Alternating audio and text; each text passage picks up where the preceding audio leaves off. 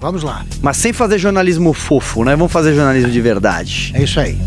Colocar os pingos nos is. O programa Fantástico da Rede Globo se posicionou ontem em relação à polêmica envolvendo uma reportagem especial exibida no dia 1º de março, na qual o médico Drauzio Varella acompanhava a vida de transexuais em presídios.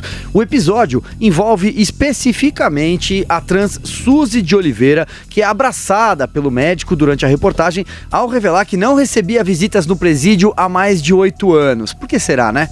Já vou contar. Até então, a matéria havia gerado comoção entre algumas pessoas que se sensibilizaram com a situação da trans. Entretanto, neste final de semana, sites de notícia revelaram a causa da prisão de Suzy, o que não havia sido mencionado na reportagem do Fantástico e que gerou revolta para muitas outras pessoas e fez a temperatura nas redes sociais subir muito. A detenta Suzy de Oliveira, pois bem, ela está presa, atenção agora, por ter estuprado, estrangulado, asfixiado e ocultado o cadáver de um menino de 9 anos. Esse foi o crime que ela cometeu. Em nota, o Fantástico reproduziu a resposta do médico Drauzio Varella sobre o ocorrido. Eu vou ler essa nota aqui, abro aspas. Há mais de 30 anos frequento presídios onde trato da saúde de detentos e detentas. Em todos os lugares em que pratico a medicina, seja no meu consultório ou nas penitenciárias, não pergunto sobre o que meus pacientes possam ter feito de errado. Sigo essa conduta para que meu julgamento pessoal não me impeça de cumprir o juramento que fiz ao me tornar médico. No meu trabalho na televisão, sigo os mesmos princípios. No caso da reportagem veiculada pelo Fantástico na semana passada, não perguntei nada a respeito dos delitos cometidos pelas entrevistadas. Sou médico, não sou juiz. Fecha aspas, essa a nota do Dr. Drauzio Varella.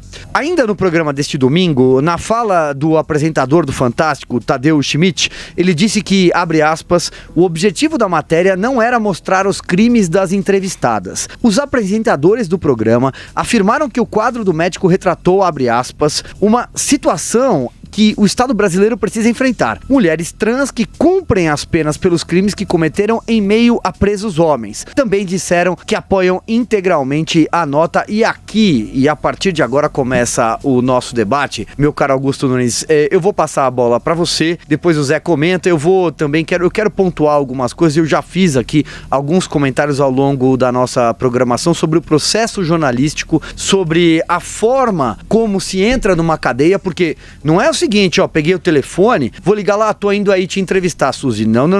Não tava indo na padaria, não tava indo na praça de alimentação no shopping, tava entrando dentro de um presídio. E ninguém tá dentro de um presídio condenado por crime hediondo, por homicídio triplamente qualificado, meio torpe, era uma criança sem possibilidade de defesa, ocultação de cadáver, estrangulou, estuprou. Ninguém tá lá à toa. Então tentar humanizar às vezes é difícil, porque só faltou uma coisa para a reportagem: dizer que se tratava de um monstro.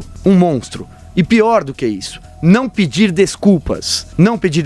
A emissora tinha o dever moral de pedir desculpas aos pais do menino morto, porque esses pais seguramente nunca mais dormiram direito na vida, porque perderam uma criança de 9 anos. E também pedir desculpas porque teve uma campanha para mandar cartinha, que alunos das escolas estaduais de São Paulo mandassem cartinha para a Suzy solitária. Imagina você, pai, você incentivou seu filho a mandar uma carta para um pedófilo, para um estuprador. Diga, Augusto Nunes. Olha só, eu acho que o Dr. Drauzio Varella, ele podia fazer o que quisesse. Se ele se sente comovido com a situação de alguém, ele pode se comover, tem todo o direito. Se ele acha que deve tratar dessa ou daquela forma, tudo bem. Agora eu vou tratar dos jornalistas. É um programa que encampou incondicionalmente a explicação do Drauzio Varella sem estabelecer nenhuma diferença decorrente do fato de que jornalistas apresentam esse programa. E eles tinham o dever de dizer por que está preso a Suzy de Oliveira, que é nascido Rafael, é isso? Rafael de Oliveira. Então é o seguinte, segundo a Globo deve imaginar que o transexual, quando muda de nome, ele repassa pro indivíduo que ele foi também o prontuário. E ele passa então a ser um inocente preso injustamente. Suzy não fez nada. Quem fez foi o Rafael. Isso que o Silvio relatou. E vamos lá. Ele estuprou, matou por estrangulamento, escondeu o cadáver, colocou ali, jogou praticamente um corpo já em estado de putrefação, ficou 2 dias com o corpo, botou ali perto da família do menino e avisou que havia um cadáver lá.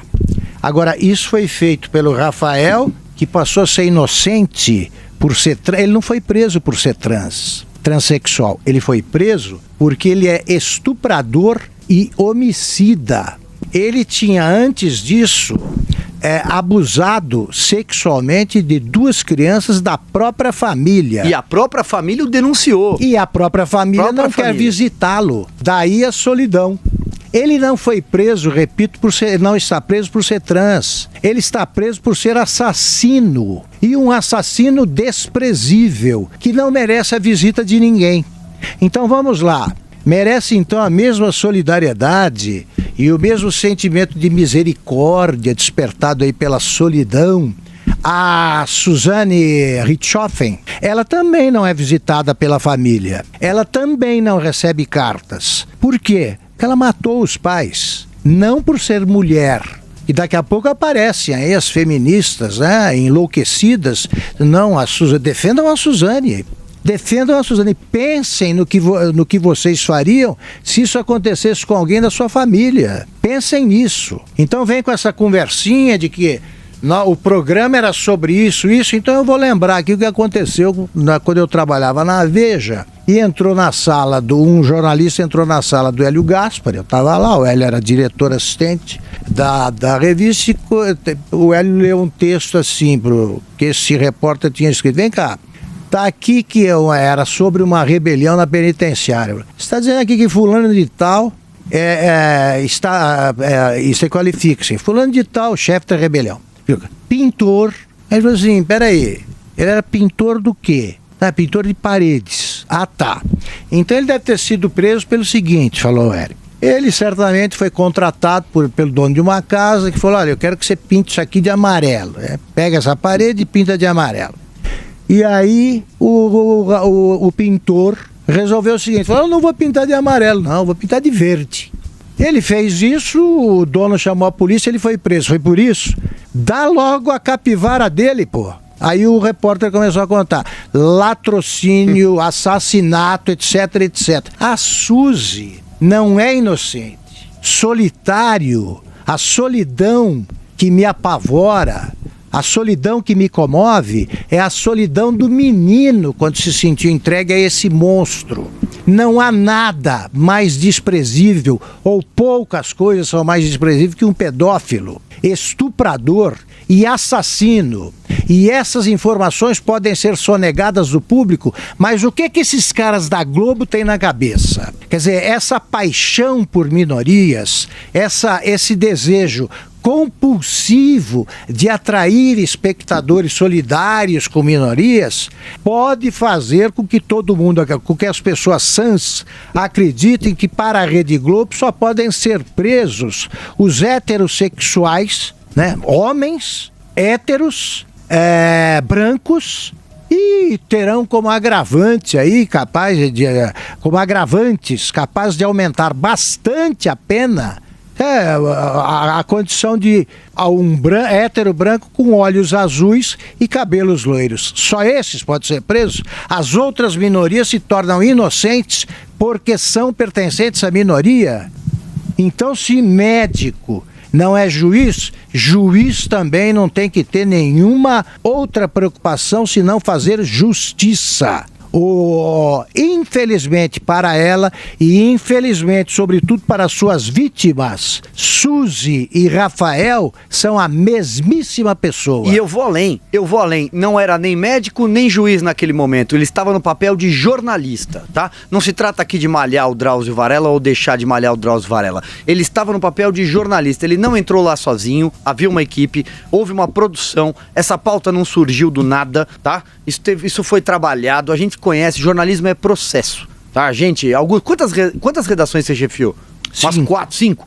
Pois é, eu também já chefiei equipes ao longo desses mais de 20 anos aqui de carreira. Nenhum repórter vai pra rua sem que você saiba quem ele vai entrevistar, qual é a pauta, o que está sendo feito. E outra, opa, meu amigo, técnica de reportagem, você senta diante de um entrevistado, você não está na padaria, você está dentro de uma cadeia, você não vai fazer a pergunta para ele, o que você está fazendo aqui? Tá na cadeia por que você chegou até aqui nessa cadeia? Você não vai fazer essa pergunta para ele? E se ele te responder porque eu estuprei, porque eu sou pedófilo, porque eu estrangulei, porque eu ocultei cadáver, porque eu destruí uma família. E aí, você vai seguir na entrevista? Você vai seguir na reportagem para humanizar monstros? Pois é. Tem alguma coisa esquisita, a gente vai falar mais. Vamos seguir no tema. Mas vamos chamar o Zé Maria Trindade, senão só eu e você fala aqui, Augusto. Diga lá, Zé. São sinais claros e explícitos de indignação, a indignação que levou muita gente a reclamar. Silvio, eu tive a oportunidade de conversar com pessoas inteligentes no Congresso Nacional, né? O Congresso é uma representação da sociedade, tem gente de todo tipo. E o Josafá Marinho, um senador da Bahia, um grande jurista, me disse uma frase que eu nunca me esqueci, é de que se você for procurar justificativa psicológica, você consegue explicar os piores crimes da humanidade. Então não há como explicar crimes. Crimes são crimes cometidos por mentes criminosas e há que se punir. O Brasil tem uma característica do direito de recuperação, né? E é por isso que se humaniza, é por isso que tenta colocar um véu ali em torno de crimes horrorosos. Ninguém, absolutamente ninguém, está no presídio, como você disse, né? Por coincidência, ou por destino, ou por maldade. Não, está no presídio porque praticou crimes. Os transexuais, na maioria, os crimes praticados são de tráfico de droga, 30%. Mas tem crimes terríveis. E este crime de estupro e de pedofilia são crimes tão horrorosos que nem os criminosos aceitam. E é por isso que quando chegam na prisão, são feminilizados, né? São massacrados, porque os próprios criminosos entendem que isso não é justificável, isso não é crime, isso é barbárie. Afinal, todo lugar tem a sua ética, né? E existe essa ética na prisão. Drauzio não é um jornalista. A função de médico, o juramento que ele fez, não foi para contar história. Ele fez um juramento de ética de médico, né? Não foi um juramento de contador de história. É evidente que ele tinha que ter alertado sobre o crime praticado pelo senhor que, né, mudou de sexo na cadeia, e por que ele estava ali, o porquê. E dar o direito de fala da família do menino morto e de outros crimes que ele praticou. Isso viralizou, aquele abraço, foi um momento romântico. Devo te dizer que a televisão é uma mágica e faz, naquele momento ali, o que quiser e manipula o pensamento das pessoas. Algumas vezes intencional, porque se trata de uma novela, mas você manipular o pensamento das pessoas e romantizar jornalismo é um pouco longe demais. Eu acho que é um momento de se pensar, né, do Fantástico, que tem esse nome, Fantástico, num programa que se diz jornalístico, que está registrado como programa jornalístico, se definir, ou é novela ou é jornalismo. Mas se é novela, é preciso colocar aquela frase lá, tradicional, né? Isto é uma obra de ficção, nenhum caso retratado aqui condiz com a realidade. Porque esse tipo de coisa romantiza o bandido. Vítima da sociedade, não é a sociedade que é vítima dessas pessoas.